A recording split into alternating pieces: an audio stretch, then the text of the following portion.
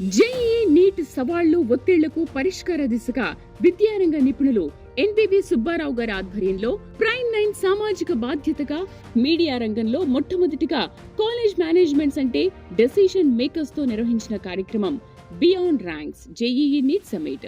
JEE NEET coaching లో మార్పుకు మొట్టమొదటి అడుగు.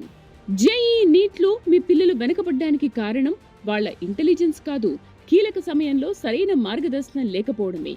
ఈ సమస్యకు సరైన పరిష్కారం ఇవ్వగల వ్యక్తి ఎన్బివి సుబ్బారావు గారు. ఆయన విద్యార్థులకు పర్సనలైజ్డ్ ప్రాక్టికల్ ప్లాన్స్ తో పాటు అన్స్టాపబుల్ మరియు బియాండ్ ర్యాంక్స్ లాంటి బుక్స్ తో వేల మంది విద్యార్థులను విజయ తీరాలకు చేర్చిన అనుభవం ఆయన సొంతం. ఎన్బివి సుబ్బారావు సార్ అపాయింట్మెంట్ కోసం సంప్రదించాల్సిన phone number 8866298883. JEE NEET preparation కేవలం ర్యాంక్స్ కోసం మాత్రమే కాకుండా జీవితానికి పునాదిగా మార్చి మీ పిల్లల్ని జీవితంలో కూడా విజేతలుగా నిలబెట్టండి. వెంటనే సంప్రదించండి. Welcome back sir. జేఈఈ నీట్లో అసలు మన 2 తెలుగు రాష్ట్రాలు కానీ ఎలా ఉన్నాయి, ఆ రిపోర్ట్స్ ఏం చెప్తున్నాయి, మీరు ఒకసారి ఎక్స్ప్లెయిన్ చేస్తారా? సో మనం ఎప్పుడూ చూస్తూ ఉంటానండి, జేఈఈ నీట్కి సంబంధించే దాని మీదే బిల్డ్ అయి ఉంది. అదృష్టమో దురదృష్టమో ఏమిటో తెలియదు కానీ తెలుగు రాష్ట్రాల్లో జేఈఈ నీట్ ర్యాంక్ మీద వ్యవస్థ అంతా ఆధారపడి ఉంది. సో అది అదృష్టం ఉంది, దురదృష్టం ఉంది. అంటే మోర్ అవేర్నెస్ ఇస్తుంది. అంటే మంచికి మంచి, చెడ్డకి చెడ్డ చెప్పవలసినటువంటి బాధ్యత ఉంటుంది మనకి. సో మోర్ అవేర్నెస్ ఉంది. అదే సందర్భంలో మనం ఇందాక నుంచి మాట్లాడుతున్నట్టు, లేదా మన టైటిల్ ఇప్పుడు ఈ డిస్కషన్కి మూలం ఏమిటండి, మనం పిల్లల్ని, పేరెంట్స్ని బియాండ్ ర్యాంక్స్ ఎలా తీసుకెళ్తాము అనేటువంటిది ముఖ్యమైనటువంటి. సో దాన్ని గణాంకాల పరంగా చూసేటువంటి ప్రయత్నం చేద్దాం. సో ఒకసారి స్లైడ్స్ చూస్తే మీరు 2025లో స్టేట్ వైడ్ అండి నీట్కి సంబంధించినటువంటిది చూస్తే రాజస్థాన్ ఫస్ట్ ప్లేస్లో ఉందండి. అంటే క్వాలిఫికేషన్ అక్కడ 1,76,181 పీపుల్ అపేర్ అయితే 68.03% క్వాలిఫై అయ్యారు. క్వాలిఫై అయిన వాళ్ళకి సీట్లు వస్తాయని కాదు ఇక్కడ ఉద్దేశం, ఒక పారామీటర్ మనం మాట్లాడుతున్నాం. సో మరి ఆంధ్రప్రదేశ్, తెలంగాణ కూడా అంతే ఫ్లరిష్గా వెళ్ళిపోతుంది అన్నప్పుడు ఆంధ్రప్రదేశ్కి వచ్చేటప్పటికి 63.48% ఉంది. సో అదే తెలంగాణకు వచ్చేటప్పటికి 59.19% ఉంది. సో ఆంధ్రప్రదేశ్ కంట్రీ యావరేజ్ కొంచెం ముందుంటే తెలంగాణ దానికన్నా తక్కువ, కాస్త వెనకబడి ఉంది. సో ఇది మొదటి పాయింట్. ఇక మనం ఎప్పుడూ కూడా రిజల్ట్ వచ్చిన వెంటనే కొన్ని ఆర్గనైజేషన్ చూస్తూ ఉంటాం, 1, 2, 3 అని. మరి దీంట్లో ఎంత నిజం ఉంది అని చూసినప్పుడు 2025 డేటాను చూస్తే నీట్లో టాప్ 100 స్టూడెంట్స్ మనం చూసినప్పుడు రాజస్థాన్కి సంబంధించి 16 ర్యాంకులు వచ్చినాయి, ఢిల్లీకి 15 ర్యాంకులు వచ్చినాయి, కర్ణాటకకి 7 వచ్చినాయి, ఆంధ్రప్రదేశ్కి 6 వచ్చినాయి, తెలంగాణకి 5 వచ్చినాయి. సో అంటే దీని షేర్ చూస్తే రాజస్థాన్ 16% వస్తే ఆంధ్రప్రదేశ్ 6% వచ్చింది, తెలంగాణ 5% వచ్చింది. సో మరి ఇక్కడ అది ఐ థింక్ 17, 18 ర్యాంకులు వచ్చినట్టున్నాయి ఆంధ్ర, తెలంగాణకి టాప్లో. కానీ మనం రిజల్ట్ చూస్తే మనకే 1వ ర్యాంక్ వచ్చింది, మనకే 2వ ర్యాంక్ వచ్చింది అనేటువంటి విధంగా కనిపిస్తూ ఉంటుంది, రైట్? సో ఇది నీట్కి సంబంధించినటువంటిది. ఇక రెండో విషయం చూస్తే స్టేట్ వైజ్ ఐఐటి అడ్మిషన్స్, ఇది చాలా జాగ్రత్తగా చూడాల్సినటువంటిది. ఇక్కడ మనం చూస్తే రాజస్థాన్ చూస్తే ఎంత ఉందండి పర్సెంటేజ్, 15.82 ఉంది. ఆ నెంబర్స్ ఒకసారి గుర్తుపెట్టుకోండి. తెలంగాణ చూస్తే 9.19% ఉంది. సో అలాగే ఆంధ్ర కూడా దానికి క్లోజ్గా 9 పాయింట్లో ఉంది. సో ఇక్కడ దీని అర్థం ఏమిటంటే ఇది చాలా చాలా ఇంపార్టెంట్ పారామీటర్స్ శ్రీదేవి గారు. ఐఐటి అడ్మిషన్స్కి అంటే ఐఐటి మెయిన్స్లో క్వాలిఫై అయినటువంటి పిల్లలు అడ్వాన్స్కి సెలెక్ట్ అయ్యేటువంటి వాళ్ళ పర్సంటేజ్, రైట్? సో మన ఇండియా యావరేజ్ 10.4 ఉంటే దానికన్నా తక్కువలో తెలంగాణ, ఆంధ్ర ఉన్నాయి. చూసారా? అంటే ఇక్కడ ప్యాటర్న్ రికగ్నైజేషన్లో పిల్లలు ఉన్నారు తప్ప ఆ స్కిల్స్ ఏదైతే వాళ్ళు కోరుకుంటున్నారో, క్రియేటివ్ స్కిల్స్ కానివ్వండి, రీజనింగ్ స్కిల్స్ కానివ్వండి, లేదా క్రియేటివ్ థింకింగ్ కానివ్వండి, దాంట్లో మనం వెనకబడ్డాము అనేటువంటి దానికి ఈ గణాంకాలు నిజాలండి, ఇవి నిజాలు. సో ఇది మనం అర్థం చేసుకోవాల్సినటువంటి ఈ విధంగా మరి ఏ డేటా చూసినా సరే ఇది కనిపిస్తూ ఉంది. నేను ఒక నీట్కి సంబంధించింది చూపించా, ఐఐటికి సంబంధించినటువంటి అడ్వాన్స్కి సంబంధించింది చూపిస్తాను. సో ఇందులో నేను ఇందాక చెప్పినట్టుగా మంచి ఏమిటి అంటే కొంతమంది పిల్లలు అంటే వేరే స్టేట్స్తో పోల్చినప్పుడు మెయిన్స్కి సంబంధించి నేను ఒకటి చెప్పగలను, అరౌండ్ 2000 పీపుల్ మన స్టేట్స్ నుంచి వేరే వాళ్ళతో పోల్చినప్పుడు మెయిన్స్కి సంబంధించి ఎన్ఐటీలో ఎక్కువ సీట్లు పొందుతున్నారు. ఇక మిగిలిన విషయానికి వచ్చేటప్పటికి మనం ఏమి అంత గొప్పగా లేము అనేటువంటివి ఈ గణాంకాలు చెప్తూ ఉన్నాయి. సో దీనికి సంబంధించి మరి ఇంత కష్టపడి బాల్యాన్ని దూరం చేసి ర్యాంకు మాత్రమే జీవితం అనేటువంటి విధంగా మనం చేసినప్పుడు మీరు ఇందాక అన్నట్టుగా మన వక్తలు చెప్పినట్టుగా ఆ 90% యొక్క పరిస్థితి ఏమిటి, బియాండ్ ర్యాంక్స్ మనం ఏ విధంగా మనం ఆలోచించాలి. సో ఆ 10% కోసం కాదు, ఎందుకంటే మీకు ఉన్నటువంటి సీట్లు మనం ఇందాక ఒకసారి చెప్పినట్టుగా 13 లక్షల చిల్లర పోటీ పడుతూ ఉంటే 17,000 సీట్లే ఉన్నాయి ఐఐటీలో. మీరు 1.8 సక్సెస్ రేట్, మరి మిగిలిన 98% పిల్లల సంగతి ఏమిటి? సో ఆ బియాండ్ ర్యాంక్స్ ఆలోచన ఆ విధంగా తయారు చేయాలనే ఈ మేనేజ్మెంట్స్ అంతా కూడా ఆలోచిస్తున్నటువంటి విధానం మనకు తెలిసినటువంటిది. సో మరి ఈ విధంగా ఇంత కష్టపడి బాల్యాన్ని దూరం చేసి మనం ఏం సాధిస్తున్నామో, ఎలాంటి స్టెప్స్ తీసుకోవాలనేటువంటివి మేనేజ్మెంట్స్ ఏం చెప్తారో విందాం. చాలా మంది పేరెంట్స్, నేను ఇంతవరకు చాలా చోట్ల మాట్లాడిన చోట కూడా ఒక పాయింట్ నేను క్లియర్గా ఎక్స్ప్లెయిన్ చేశాను పేరెంట్స్కి. 10th క్లాస్ లోపు let them be what they are doing. అంటే మనం ఇంతవరకు అయిన డిస్కషన్లో కూడా చాలా పాయింట్స్ మనం చెప్తూ వచ్చాము. వాళ్ళకి రియల్గా వాళ్ళు చదువుతున్నది బయట చూడగలగాలి, ఆ చూసే స్పేస్ మనం ఇవ్వాలి.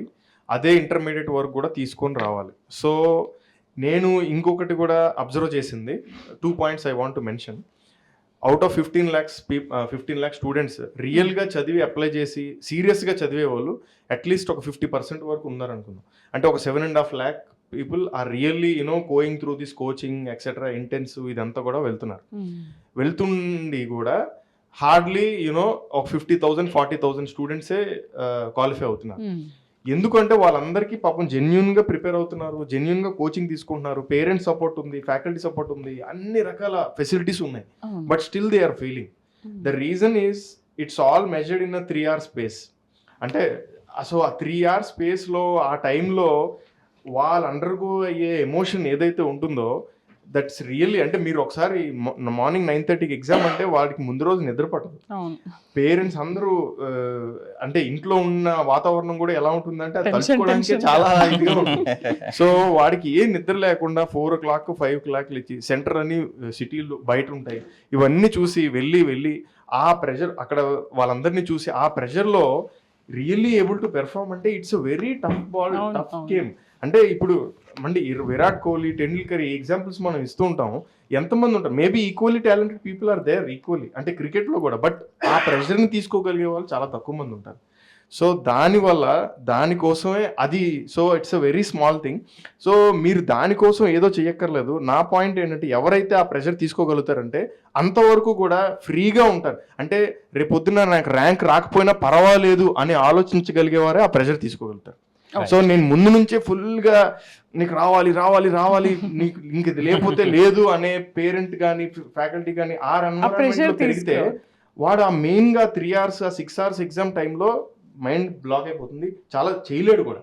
బట్ రియల్లీ ఏం జరిగినా పర్వాలేదు, let me enjoy this process అని చదువుకునేవాడు మాత్రం ఖచ్చితంగా సక్సెస్ అవుతాడు. అంటే నా పర్సనల్గా నేను యాజ్ అ స్టూడెంట్గా చేసింది, అండ్ ఈవెన్ నేను ఐఐటీకి వెళ్ళిన తర్వాత అక్కడ చూసిన పిల్లలందరూ కూడా, బీటెక్ చదివిన నా కొలీగ్స్ కానీ నా ఫ్రెండ్స్ అందరూ కూడా ఈ రకమైన మైండ్ సెట్తో ఉన్న వాళ్ళే. ఎవరు ఫుల్ హై ప్రెషర్తో బొంబార్డ్ అయిన వాళ్ళు ఎవరు లేరు, కూల్గా చదువుకొని వచ్చిన వాళ్ళే ఉన్నారు. So that's the difference. So నా పరంగా అది లేకుండా కూల్గా కంపోజ్డ్గా చదివితేనే I think that will be the right way to prepare. Right. Subbarao గారు, కోవిడ్ 1 ఎగ్జాంపుల్ అంటే కోవిడ్కి సంబంధించి అప్పుడు ఎలా ఉండేది, ఆ కోవిడ్ తర్వాత ఎలా ఒక ఎగ్జాంపుల్ ఏమైనా? నేను ఒక బ్యూటిఫుల్ ఎగ్జాంపుల్ చెప్తాను శ్రీదేవి గారు. ఈ కాంటెక్స్ట్లో మనం ఏంటంటే స్టూడెంట్ యొక్క జర్నీని స్ట్రెంథన్ చేయడానికి ఆలోచిస్తున్నాం. ర్యాంక్ అనేటువంటిది లాస్ట్లో మాట్లాడాలి. సో దానికన్నా ముందు వీళ్ళు ఎంత స్ట్రెంత్గా ఉన్నారు అనేటువంటిది ఇంపార్టెంట్. దానికోసం వాళ్ళకి మెంటల్ స్ట్రెంత్ ఉందా, ఎమోషనల్ స్ట్రెంత్ ఉందా, ఫిజికల్ స్ట్రెంత్ ఉందా అనేటువంటిది చాలా ఇంపార్టెంట్. దీనికి 2 రియల్ ఎగ్జాంపుల్ చెప్తా. కోవిడ్ టైంలో ఒక బ్యాచ్లో సుమారుగా 27 మంది ఉన్నారండి. ఒక బ్యాచ్లో ఒక ప్లేస్లో 27 మందిలో వీళ్ళు 14 మంది 99% కన్నా ఎక్కువ వచ్చింది. అంటే టాప్ 99% ఉన్నారు వాళ్ళు. నెక్స్ట్ ఇంకొక బ్యాచ్ ఏమిటంటే 64 మంది ఉంటే పూణేలో మనకు తెలిసినటువంటి బ్యాచ్, వాళ్ళలో 29 మంది 99%కి వెళ్ళారు. నేను ఇక్కడ చెప్పబోతున్నది ఏమిటంటే వీళ్ళు రోజు కాలేజీకి వెళ్ళాల, కోవిడ్ కదా. సో రోజుకి 4 గంటలు మాత్రమే వీళ్ళకి ఆన్లైన్ కోచింగ్ ఇచ్చారు. రోజుకి 4 గంటలే వీళ్ళకి ఆన్లైన్ కోచింగ్ ఇస్తే 4 గంటలు వాళ్ళకి కష్టపడి అప్పుడు ఉన్నటువంటి మెంటల్ స్టేటస్ ఎట్లా ఉందో మనకు తెలిసిందే కదా. ఏం జరుగుతుందో తెలియనటువంటి పరిస్థితుల్లో ఈ పిల్లలు ఇండిపెండెంట్గా ఈ విధంగా రైజ్ అయ్యారు. అంటే వాళ్ళు ఎంత కావాలో అంత తీసుకున్నారు. నేను ఎగ్జాక్ట్లీ ఇదే బిలీవ్ చేస్తానండి. పిల్లల్లో ఆ స్ట్రెంగ్త్ ఉంటుంది. మనం ఆ స్ట్రెంగ్త్ని తట్టి లేపగలిగితే, ఆ లేపేటువంటి ప్రయత్నమే ఇప్పుడు మన హెడ్స్ అందరూ కూడా మాట్లాడుతున్నటువంటిది కూడా. సో అది చేస్తే పరిస్థితి మార్పు వస్తుంది. అంటే ఇప్పుడు ఆ కోవిడ్ లో కంటే కూడా ఆ తర్వాత మనం ఇస్తుంది కంఫర్ట్నెస్ చాలా ఎక్కువ ఉందంటారా? దానివల్లే ఇక్కడ ఏమిటంటే ఈ పిల్లల్లో అంత ఎనర్జీ ఉంటుందని నేను చెప్తున్నా. వాళ్ళ రైట్ వేలో తీసుకునేటప్పుడు అటువంటి రిజల్ట్స్ వాళ్ళు చూపించగలుగుతారు అనేటువంటి దానికి ఇలాంటి ఎగ్జాంపుల్స్ నా దగ్గర కోకొల్లలు ఉన్నాయి. లాస్ట్ ఇయర్ మేము మేఘాలయ షిల్లాంగ్లో గవర్నమెంట్ స్పాన్సర్డ్ 40 స్టూడెంట్స్కి నీట్ రిపీటర్స్కి ఇచ్చాము sir coaching in East Khasi Hills of Meghalaya. Students are tribal people, don't know basics anything. మేము ఇచ్చింది ఓన్లీ 5 months కోచింగే ఇచ్చాం. అయితే వాళ్ళు ప్రాపర్గా గైడ్ చేసాం, ఇవన్నీ ఇలా చదవాలి, ఇలా చదవాలి, ఇలా చదవాలి. సెల్ఫ్ లెర్నింగ్ ప్రమోట్ చేసాం. 40లో 20 students got into medicine. They became doctors. So అది రీసెంట్ గా జరిగినటువంటి ఎగ్జామ్, లాస్ట్ ఇయర్ జరిగినటువంటి. సో దీంట్లో ఇంకొకటి అండి, ఈ మధ్య బేసిక్ గా జేఈ అడ్వాన్స్కి వచ్చేటప్పటికి అంటే కమిటీ ఏదైతే ఉందో సిబిఎస్ఈ ఎన్టీఏతో కలిపి గవర్నమెంట్ January 27, 2025లో కమిటీని వేశారు. అసలు ఈ కాంపిటేటివ్ ఎగ్జామ్ యొక్క పరిస్థితి ఎట్లా ఉంది, దీని ఎఫెక్టివ్నెస్ ఎంతవరకు ఉంది అనేటువంటి దాని మీద, అలాగే examining gaps in school education, ఈ 2 పారామీటర్స్ మీద ఒక కమిటీ వేస్తే వాళ్ళు ఇచ్చిన రిపోర్ట్ ఏమిటంటే coaching institutions expansion student wellbeing మీద, ఈక్వాలిటీ ఆఫ్ ఎడ్యుకేషన్ మీద తీవ్ర ప్రభావం చూపుతుందని, 8th to 12th పిల్లలకి కెరియర్ గైడెన్స్ మీద ఫ్రీగా ఒక కౌన్సిలింగ్ ఇవ్వాలి అనేటువంటిది వాళ్ళు తీసుకొచ్చినటువంటిది. దీంట్లో అతి ముఖ్యమైనటువంటి ఒకటి నేను చాలా లైక్ చేసేటువంటి ఒక రెజల్యూషన్ వాళ్ళు తీసుకున్నారు. ఏమిటి ఆ రెజల్యూషన్ ఏమిటంటే, జరిగిన 3 సంవత్సరాల్లో JEE, CUET and NEET exam యొక్క ఫలితాలను విశ్లేషించి ఈ కాంపిటేటివ్ ఎగ్జామ్ యొక్క ఎఫెక్టివ్నెస్ ఎంతవరకు ఉంది, ఆ పిల్లలు అంతకు ముందు 10th వరకు ఎట్లా ఉన్నారు, 2 yearsలో ఎలా మారారు, వాళ్ళలో గ్రాఫ్లో వచ్చినటువంటి తేడాని ఇవ్వటానికి ఒక తీర్మానం చేసుకున్నారు. బహుశా ఫ్యూ మంత్స్లో అది రాబోతుంది. అది చాలా ఒక ఇండికేటర్ అవుతుంది అనేటువంటిది నేను బలంగా నమ్ముతున్నాను. అదే రెండవది జేఈ అడ్వాన్స్డ్కి సంబంధించి కంప్యూటర్ బేస్డ్ టెస్ట్ నుంచి అడాప్టివ్ టెస్ట్కి మారాలి అనేటువంటి ఒక రికమెండేషన్ కూడా వాళ్ళు చేస్తూ ఉన్నారు. అక్కడ ఏంటంటే జేఈ అంటే ఐఐటి కౌన్సిల్ ఏదైతే ఉందో ఆ కమిటీ ఎప్పటి నుంచో గత 15 సంవత్సరాల నుంచి చెప్తున్నటువంటి ప్రాబ్లం ఏమిటంటే, పిల్లలు ప్యాటర్న్ రికగ్నైజేషన్లో ఐఐటీలకు వచ్చేస్తున్నారు ఎక్కువ మంది. అంటే ఈవెన్ టాలెంట్ ఉన్నా చాలా మంది ఇక్కడ ఎక్కడో లోపం ఉండి వాళ్ళు ఇక్కడ దాకా రాలేకపోతున్నారు. సో దాంట్లో ఏదో మార్పు జరగాలని ఎప్పటి నుంచి 2012 దగ్గర నుంచి పోరాటం చేస్తూ ఉన్నారు, అది జరగలేదు. ఇప్పుడు ఏం చేశారంటే అడాప్టివ్ టెస్ట్ని తీసుకురావాలి కంప్యూటర్ బేస్డ్ టెస్ట్ నుంచి అనేటువంటి ఒక కొత్తది తీసుకొస్తూ ఉన్నారు. దీంట్లో ఏంటంటే క్రియేటివ్ థింకింగ్, రీజనింగ్ స్కిల్స్ పెంచాలి అనేటువంటి దానికోసం ఒక ఇనిషియేటివ్ ఏం చేశారంటే, లాస్ట్ జేఈ అడ్వాన్స్డ్కి సంబంధించినటువంటి పేపర్స్ అన్నీ కూడా సాతి అనే ఒక వెబ్సైట్లో పెట్టారు. ఈ పిల్లల్ని ఇప్పుడు జేఈ అడ్వాన్స్డ్కి ఎవరైతే వెళ్తున్నారో వాళ్ళని రాయమన్నారు. అంటే అడాప్టివ్ టెస్ట్కి ఎంతవరకు వర్క్ చేస్తుంది అనేటువంటి దాన్ని చూడటానికి. సో అది కూడా జరుగుతుంది. సో ఇట్లాంటి మార్పులు జేఈ నీట్కి సంబంధించి గవర్నమెంట్ వైపు నుంచి అగ్రెసివ్గా వెళ్తూ ఉన్నాయండి. సో దీనికి సంబంధించి ఏ విధమైనటువంటి అంటే ఇలాంటి మార్పుల్లో ఎటువంటి స్టెప్స్ తీసుకోవాలి, ఏ విధంగా పిల్లలకు ఉపయోగపడుతుంది అనేటువంటిది ఒకటి ఇంపార్టెంట్ పాయింట్, మనకి point of discussion beyond ranks మనం ఆలోచించినప్పుడు. దీంట్లో టీచర్ల ట్రైనింగ్కి కూడా ఎంత ప్రాధాన్యత ఇస్తారు అని అంటే, ఫ్యాకల్టీస్లో, మేనేజ్మెంట్లో మీరు ఎవరైనా ఏం చెప్తారు? టీచర్స్కి కూడా ట్రైనింగ్ అనేది, ఆ ప్రాధాన్యత అనేది ఇవ్వాలా? సో మేనేజ్మెంట్గా మీరు ఏ నిర్ణయం తీసుకున్నా క్లాస్ రూమ్లో అది రెప్లికేట్ కావాలి అన్నట్లయితే వాళ్ళే ఇంపార్టెంట్.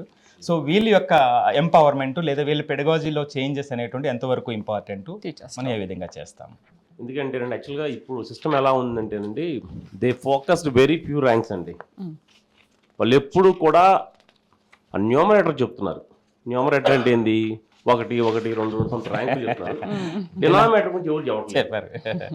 అంటే మా ఉద్దేశం ఏంటంటే, మా కన్సర్న్ ఏంటంటే, వీఆర్ లోకలైజ్డ్ అంటే మేము ఒక లొకేషన్లో ఉన్నాం. ఆ లొకేషన్లో అంటే సింపుల్ చెప్పాలంటే టీచర్స్కి, మా టీచర్స్కి కూడా రిజల్ట్ మెయిన్ అండి. స్టూడెంట్కి, పేరెంట్కి ఎంత ఇంపార్టెంట్, టీచర్స్కి, మేనేజ్మెంట్కి కూడా రిజల్ట్ ఎంత ఇంపార్టెంట్. ఎగ్జాక్ట్లీ. సో ఇక్కడ మేము చెప్పేది ఏంటంటేనండి, రిజల్ట్ విషయంలో ఆ టీచర్స్ ఇంపాక్ట్ చాలా ఉంటుంది. ఆ న్యూమరేటర్ డినామినేటర్ కాన్సెప్ట్లో అండి ప్రతి ఒక్క పేరెంట్కి మేము ఇచ్చే సజెషను, చిల్డ్రన్కి సజెషన్ కూడా, కన్సర్న్ క్యాంపస్కి వెళ్ళినప్పుడు సార్ మీకు ఎన్ని సీట్లు వచ్చినాయి, మీరు లోకలా మొత్తం ఓవరాల్గానా అడిగితే చాలా క్లారిటీ వచ్చిందండి. దాన్ని బట్టే ఆ ఇన్స్టిట్యూట్లో టీచర్స్ ఎలా ఉన్నారో చెప్పొచ్చు.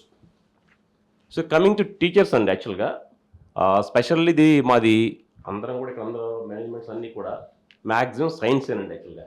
అంటే లైక్ ఎంపీసీ బైపీసీ అంటే జేఈ నీటే.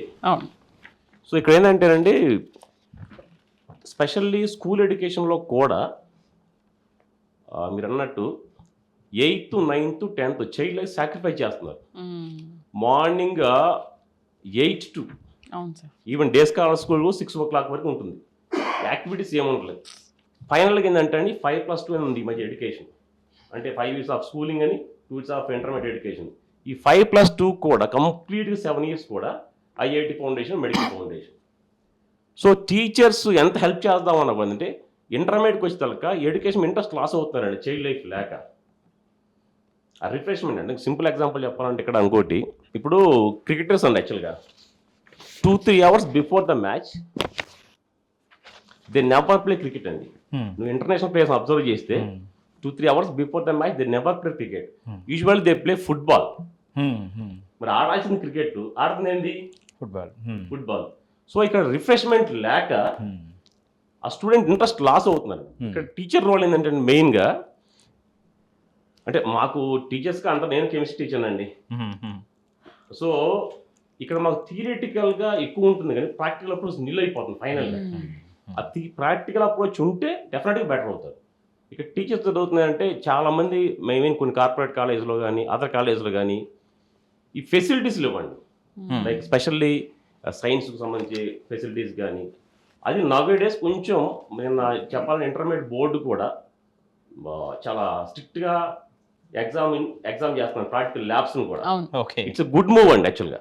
బట్ ఆటోమేటిక్గా అంటే 30% ఆఫ్ మార్క్స్ అండి నాకు త్రూ ప్రాక్టికల్స్ వస్తాయి జనరల్గా, కానీ అది నెగ్లెక్ట్ చేస్తున్నారు. ఇక్కడ మాకేంటంటే మా టీచర్స్ కదంటే ఎప్పుడైతే స్టూడెంట్స్ ఆ ల్యాబ్స్కి వెళ్తారు రెగ్యులర్గా మా డ్యూటీ ఈజీ అవుతుంది. కరెక్ట్. ఆ ఇంట్రెస్ట్ క్రియేట్ చేసి మేము కూడా ప్రాక్టికల్ గా తెలుసుకుంటారు కాబట్టి అది లేదు యాక్చువల్గా. అందరం కూడా క్వాలిఫైడ్ టీచర్స్ ఏనండి. సో క్వాలిఫైడ్ టీచర్స్ మాకు రిజల్ట్ కావాలి, మాకు మార్క్స్ కావాలి. కానీ మా బాధ ఏంటంటే టీచర్స్ ఇంట్రెస్ట్ లాస్ అయ్యి మాకు వస్తుంటే సార్ నేను I want to ask one question for you. అంటే ఇయర్లీ క్వశ్చన్ ప్యాటర్న్ అనేది మారిపోతూ ఉంటుందని అంటారు కదా. ఒక 23, 24లో ఉన్నది 25లో రాకపోవచ్చు, నెక్స్ట్ 26లో కూడా క్వశ్చన్ ప్యాటర్న్ మారిపోవచ్చు. దానికి ఒక ఆన్సర్ ఉంటే దానికి 4 క్వశ్చన్లు ఉండొచ్చు కదా. అసలు పిల్లలు దీన్ని ఎలా అర్థం చేసుకోవాలి? మీరు చూసిన అప్పటి క్వశ్చన్ ప్యాటర్న్కి ఇప్పటికీ ఏం తేడా ఉంది? Exactly madam. నీట్ తీసుకుంటే కరోనా బిఫోర్ ఒక session, up to 24 second section, 25th onwards third session అని అనుకుంటే, corona before NEET related questions ఎలా ఉండే అంటే క్వశ్చన్ దాని ఆప్షన్ డైరెక్ట్ టిక్ చేయొచ్చు విత్ ఇన్ సెకండ్స్లో. పర్టికులర్గా biology related, botany and zoology related 360 వస్తాయి, 355 and above వస్తాయి. కానీ ఇప్పుడు థర్డ్ సెషన్ అనుకున్నాం కదా, 25th లాస్ట్ ఇయర్ జరిగిన ఎగ్జామ్ రిలేటెడ్ బయాలజీ, బాటనీ కానీ జువాలజీ కానీ 200 మార్క్స్ వచ్చినాయి అంటే ఎక్సలెంట్ మార్క్. దానికి రీజన్ ఏంటంటే క్వశ్చన్ ప్యాటర్న్ చేంజ్ చేశారు. Question pattern almost 9 types of questions అడుగుతున్నారు. ఒకప్పుడు సింగిల్ టైప్ ఉన్నది. ఆ 9 types ఏంటంటే first type match the following, ABC left hand side ఉంటుంది, రైట్ సైడ్ 1 2 3 4 5 ఉంటుంది. సో A1 B2 C3 ఇది ఒక టైప్. సెకండ్ టైప్ వచ్చేసి correct pair, incorrect pair. Same match the following type ఇస్తాడు. A1 correct, B2 wrong, C3 correct, D4 correct. Incorrect pair identify చేయాలి. ఇక్కడ second option correct. అదేవిధంగా third type తీసుకుంటే assertion, reason. Assertion ఒక statement, reason ఒక statement type. Reason అనేది assertion depends ఉంటుంది. ఇది థర్డ్ టైప్. ఫోర్త్ టైప్ తీసుకుంటే స్టేట్మెంట్ 1, స్టేట్మెంట్ 2 ఉంటుంది. ఆప్షన్స్ ఏముంటాయి, స్టేట్మెంట్ 1 ఇస్తే స్టేట్మెంట్ 2 ఇస్తాడు. First option statement 1 only correct, second option statement 2 correct, third option both wrong, fourth option both correct. ఇది fourth type. Fifth type తీసుకుంటే ఒక స్టేట్మెంట్ ఇస్తాడు, second statement, third statement, fourth statement ఇస్తాడు. Ascending ఆర్డర్లో form చేయమని అంటాడు. డిఫరెంట్గా ఉంటాయి కొంచెం. అసెండింగ్ ఆర్డర్ అంటే మేడం, అంటే for example first statement Hyderabad population, find out the population increasing order అని స్టేట్మెంట్. క్వశ్చన్ హైదరాబాద్, కోల్కతా, చెన్నై, బెంగళూరు అంటాడు. అంటే ఒరిజినల్గా ఆ హైదరాబాద్ పాపులేషన్ తెలవాలి, చెన్నై పాపులేషన్ తెలవాలి, అన్నీ తెలవాలి. అంటే అన్ని క్వశ్చన్ తెలవాలి. 1 క్వశ్చన్ కంటే 4 క్వశ్చన్స్. అంటే ఇంతకుముందు 4 క్వశ్చన్ సాల్వ్ చేసేది ఇప్పుడు 1 క్వశ్చన్ సాల్వ్ చేయడం. Next type, yes madam, next type diagrammatical questions. ఒక డయాగ్రామ్స్ 4 డయాగ్రామ్స్ ఇస్తాడు దాని రిలేటెడ్. Next pie chart. ఇలా 9 టైప్స్ ఉన్నాయి. మరి స్టూడెంట్ మారిపోతూ ఉంటుంది ఎవ్రీ ఇయర్. స్టూడెంట్ ఆ క్వశ్చన్ మోడల్ రిలేటెడ్ ప్రిపరేషన్ చేస్తేనే సక్సెస్ అవుతాడు. అంటే మ్యాక్సిమం మార్క్స్ స్కోర్ చేయడానికి అవకాశం ఉంటుంది. రైట్. సో ఫైనల్గా కన్క్లూజన్కి వచ్చే టైంలో సో వాళ్ళందరూ టీచర్స్ కాబట్టి సో క్విక్ క్వశ్చన్స్, సో మనం ఎగ్జామ్ పెడుతున్నాం వాళ్ళకి. సో ఫైనల్ ఆన్సర్స్, ఫైనల్ ప్రిపరేషన్లో సో క్విక్ ఆన్సర్స్ దీనికి ఒక 30 సెకండ్స్లోనే ఆన్సర్ చేయాలి. 30 సెకండ్స్లోనే ఆన్సర్ చేయాలి. ఓకే, ఈ ఫస్ట్ క్వశ్చన్ మనం తీసుకుందాము. జేఈ నీట్లో ర్యాంక్ ఒకటే విజయం అనే భావన ఎంతవరకు సరైంది సార్? Just 30 seconds sir. సరైందా కాదా? ఖచ్చితంగా కాదు సార్. అది లైఫ్లో సక్సెస్ అనేది ఇది most important than getting rank in IIT JEE or any other competitive exam. Success in life is the ultimate thing. Right. Coaching అవసరం అంటే స్కూల్ సిస్టమ్ ఫెయిల్ అయిందని అర్థం అంటారా? లేదండి, స్కూల్ సిస్టమ్ కాదు. సో కోచింగ్ అనేది మన టార్గెట్ దేంట్లోకి వెళ్దాం అనే దాన్ని బట్టి ఉంటుంది. సో మనం ఒక అకాడమిక్లీ ఎక్సెల్ అవ్వదాము అని అనుకుంటే దెన్ యునో ఓవరాల్ గ్రోత్ 360 ఇవన్నీ కావాలి అనుకుంటే దెన్ ఇట్స్ ఫైన్. బట్ మన టార్గెట్ బట్టి అది చేంజ్ అవుతుంది. So we have to define according to that. Right. Rajasekhar గారు మీరు సార్, ఫెయిల్ అయ్యే పిల్లల బాధ్యత ఎవరిదంటారు? ఫెయిల్ అయ్యే పిల్లల బాధ్యత అంటే ఫస్ట్ వచ్చేసి పేరెంట్స్ ఉంటుందండి నాకు తెలిసినంత వరకు. సెకండ్ వచ్చేసి టీచర్స్ ఉంటుంది. పేరెంట్స్ దాన్ని ఎందుకు అన్నాను అంటే పేరెంట్స్ ఇంటి దగ్గర కూడా వాళ్ళకి ఆ అట్మాస్ఫియర్ అనేది క్రియేట్ చేయాలి. వాళ్ళ ఎక్స్పెక్టేషన్స్కి తగ్గట్టు వాళ్ళు కొన్ని సాక్రిఫైసెస్ చేయాలి. ఈ 2 years వాళ్ళు చేసేదానికి తగ్గట్టు పిల్లలకు కూడా ఆ సీరియస్నెస్ అనేది, ఇంటెన్షన్ అనేది తెలియాలండి. ఓకే, శశికర్రావు గారు, ఈ వ్యవస్థ మారాలంటే మొదటి అడుగు ఎవరు వేయాలి? వ్యవస్థ మారాలంటే గవర్నమెంట్ చేంజ్ అవ్వాలి. ఓకే, ఆ తర్వాత పేరెంట్స్ మారాలి. ఆ పేరెంట్స్ ఆలోచన మారినప్పుడే వ్యవస్థ మారుతుంది. ఓకే. సో ఎందుకంటే it's biggest business trap it is. If you look at famous and best both are different. Famous అంటే బాగా పబ్లిసిటీ వచ్చేది, బెస్ట్ అనేది పబ్లిసిటీ వచ్చింది కాదు. రైట్. ఐఐటీస్ కంటే ఐఏఎస్ సార్ బెస్ట్. ఫేమస్ చేస్తున్నారు ఇప్పుడు. ఫేమస్ అవ్వటం వల్ల బిజినెస్ అయింది. ఆ ట్రాప్ లో పేరెంట్ ఉన్నాడు. ఆ పేరెంట్ బయటకు వచ్చినప్పుడు వ్యవస్థ మారింది. Right right. కిరణ్ గారు, అసలు క్యాంపస్ అంటే ఒకటి టీచర్స్ అనేది మెయిన్ ఇంపార్టెంట్ అండి. క్యాంపస్ అంటే టీచర్స్ బై చాయిస్ వస్తున్నారా, బై ఫోర్స్ వస్తున్నారు? ఇప్పుడు మనం స్టూడెంట్స్ కూడా పేరెంట్స్ ఫోర్స్ చేస్తున్నారు అని, ప్రెజర్ చేస్తున్నారు అని అంటున్నాం కదా. మరి టీచర్స్ ఇంతకన్నా నిజంగానే నిజమైన టీచర్సే ఉన్నారా, లేదా వాళ్ళు ఫోర్స్ఫుల్గా వాళ్ళు కూడా జస్ట్ శాలరీస్ కోసం వస్తున్నారా, లేదా బై చాయిస్ వస్తున్నారా? వాళ్ళ చేతిలో పిల్లల యొక్క భవిష్యత్తు ఉంది కాబట్టి ఒకవేళ బై చాయిస్ కనుక టీచర్స్ వస్తే దాన్ని మనం ఇన్స్టిట్యూషన్ అని అనాలి. ఫోర్స్ఫుల్గా వస్తే మాత్రం దానికి వేరే పేర్లు మీరు పెట్టచ్చు. సో మ్యాక్సిమం మాత్రం నేను అనుకోవడం, ఒక టీచర్ బై చాయిస్ వస్తే ఇలాంటి ప్రాబ్లమ్స్ అసలు ఉండనే ఉండవు. పేరెంట్స్ ఏదన్నా అనుకోనియండి, మేనేజ్మెంట్ ఏదన్నా అనేయండి, టీచర్ మాత్రం తన ఏదైతే అనుకోని గోల్ తోటి ఆ టీచింగ్ ఫీల్డ్కి వచ్చాడో 100% స్టూడెంట్ సక్సెస్ అవుతారు. రైట్ అండి, రైట్. రమేష్ గారికి ఇంకొక 16 hours ప్రిపరేషన్ సార్. ఏమంటారు సార్? 16 గంటల ప్రిపరేషన్ గురించి మీరు ఏమంటారు? అది కరెక్ట్ కదా నా ఒపీనియన్ అండి. రైట్. ఇంకా 16 hours అంటే ఫైనల్గా కమింగ్ టు రిమైనింగ్ 8 hours వద్దామండి. మరి 8 hours అంటే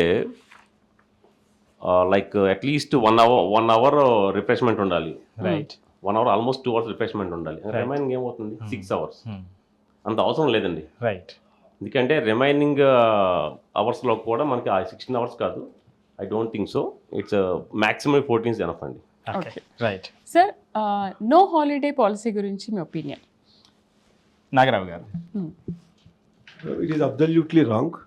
because we are not machines to work and manufacture like that.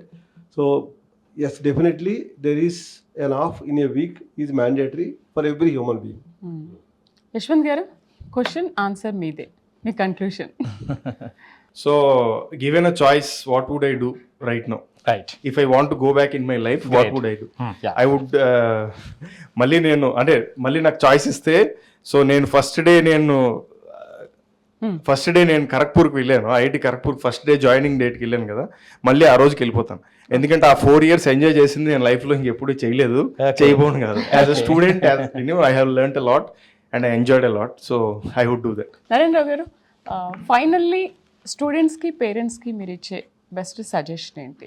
ఎవరైనా న్యాచురల్గా ఉండాలండి. Okay. So be very close to nature and very natural, you will be successful. Right, చాలా మంచి conclusion ఇచ్చారు మన వక్తలందరూ కూడా. Thank you very much. మీ వాల్యుబుల్ టైంని మాతో స్పెండ్ చేశారు. చాలా మంచి సజెషన్స్ అటు పేరెంట్స్కి, స్టూడెంట్స్కి, టీచర్స్కి కూడా ఇచ్చారు. అండ్ మాకు కూడా చాలా మంచిగా బాగా ఎక్స్ప్లెయిన్ చేశారు. Thank you very much. Thank you sir. Thank you అండి. సో ఈ రోజు మనం ఒక నిజానికి మాత్రం చేరుకున్నాము. ర్యాంక్ ఒక సంఖ్య మాత్రమే, పిల్లల విలువ కాదు. విజయం అనేది జీవితాన్ని అర్థం చేసుకునే శక్తి. ఖచ్చితంగా విద్యార్థులారా, జీవితం అనేటువంటిది ఒక పరీక్షతో మొదలవదు, ఒక పరీక్షతో ముగియదు. అందుకే బియాండ్ ర్యాంక్స్. సో ర్యాంకుల కంటే లేదా ర్యాంకులు ఆవాలన్నటువంటి జీవితాన్ని పరిచయం చేయటానికి, దాన్ని చూడటానికి ఈ యొక్క జేఈ నీట్ జర్నీ అనేటువంటిది మీకు ఉపయోగపడాలని మనస్ఫూర్తిగా కోరుకుంటున్నామండి. సో అట్లాగే పేరెంట్స్కి సంబంధించి ఈరోజు ఈ beyond ranks JEE NEET summit మనకు చెప్తున్నటువంటిది, పేరెంట్స్ లారా మీరు ర్యాంకులను పూజించడం మానేసి మీ పిల్లల్ని కౌగలించుకోండి. వాళ్ళ యొక్క డైలీ వచ్చేటువంటి ఇంప్రూవ్మెంట్స్ని అర్థం చేసుకుని వాళ్ళతో ముందుకు సాగటానికి ప్రయత్నించండి అని ఈ యొక్క ఎక్స్పీరియన్సెస్ అన్నీ కూడా మనకు చెబుతూ ఉన్నాయి. అంటే మరి మేము ఎందుకు చెప్తున్నాము అని అంటే, పేరెంట్స్ చాలామంది ర్యాంకింగ్స్ అని ర్యాంకుల వేట పడుతూ ఉంటారు. కాబట్టి ర్యాంకుల వేట పడకండి. ఎస్, అలా పేరెంట్స్ ఎవరు కూడా డిమాండ్ చేయకండి. మా ప్రైమ్ 9 నుంచి మేము ఈ డిబేట్ కూడా పెట్టడానికి రీజన్ అదే. ఎస్పెషల్లీ మేము కూడా మీ పేరెంట్స్ అందరినీ కూడా మేము రిక్వెస్ట్ చేస్తున్నాం అబౌట్ బియాండ్ ర్యాంక్స్ గురించి కానీ, లేకపోతే వాళ్ళ ర్యాంక్స్ డిమాండ్స్ గురించి కానీ మేము ఇదే రిక్వెస్ట్ చేస్తాం. Okay, thank you very much sir. Subbarao గారు, సో ఫైనల్గా ఒక ఇన్స్టిట్యూట్ యొక్క విజయం వాళ్ళు ఎన్ని ర్యాంకులు సాధించారనేటువంటి కాకుండా, వాళ్ళ పిల్లలు ఆ ఛాలెంజెస్ నుంచి ఎంత నేర్చుకుని జీవితాన్ని స్ట్రెంథన్ చేసుకున్నారు అనే దాని మీద ఆధారపడి ఉంటుంది అని మన యొక్క ఈ కన్క్లూజన్ చెబుతుందండి. ఆ విధంగా చూసేటువంటి సమాజం రావటానికి ఇది మొదటి అడుగు కావాలి, ఉండాలి అనేది మేము కూడా కోరుకుంటున్నాము.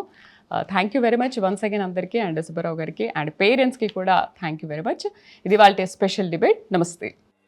జేఈ నీట్ సవాళ్లు, ఒత్తిళ్లకు పరిష్కార దిశగా విద్యారంగ నిపుణులు ఎన్బీబీ సుబ్బారావు గారి ఆధ్వర్యంలో ప్రైమ్ 9 సామాజిక బాధ్యతగా మీడియా రంగంలో మొట్టమొదటిగా కాలేజ్ మేనేజ్మెంట్స్ అంటే డెసిషన్ మేకర్స్ తో నిర్వహించిన కార్యక్రమం beyond ranks JEE NEET summit. JEE NEET coaching లో మార్పుకు మొట్టమొదటి అడుగు. జేఈఈ నీట్ లో మీ పిల్లలు వెనకబడ్డానికి కారణం వాళ్ళ ఇంటెలిజెన్స్ కాదు, కీలక సమయంలో సరైన మార్గదర్శనం లేకపోవడమే. ఈ సమస్యకు సరైన పరిష్కారం ఇవ్వగల వ్యక్తి ఎన్బీబీ సుబ్బారావు గారు. ఆయన విద్యార్థులకు పర్సనలైజ్డ్ ప్రాక్టికల్ ప్లాన్స్ తో పాటు అన్స్టాపబుల్ మరియు బియాండ్ ర్యాంక్స్ లాంటి బుక్స్ తో వేల మంది విద్యార్థులను విజయ తీరాలకు చేర్చిన అనుభవం ఆయన సొంతం. ఎన్బీబీ సుబ్బారావు సార్ అపాయింట్మెంట్ కోసం సంప్రదించాల్సిన phone number 8866298883. JEE NEET preparation కేవలం ర్యాంక్స్ కోసం మాత్రమే కాకుండా జీవితానికి పునాదిగా మార్చి మీ పిల్లల్ని జీవితంలో కూడా విజేతలుగా నిలబెట్టండి. వెంటనే సంప్రదించండి.